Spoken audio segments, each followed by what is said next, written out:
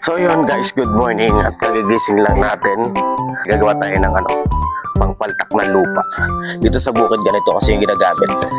Lalo na kung maliit lang naman yung area na papaltakin.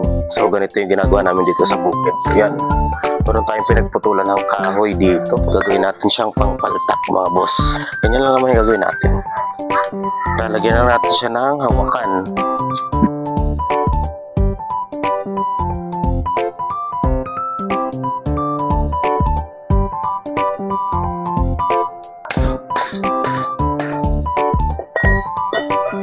Okay, done na yung ating pangpaltak guys. So, diba?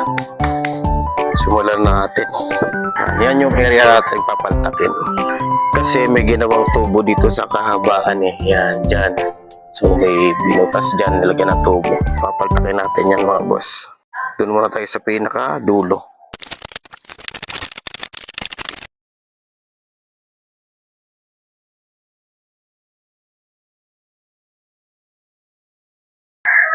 Tapos na nating paltakin yung lupa. Pawisan ako dun ah. Ginagawa naman natin ngayon is dinidilig natin.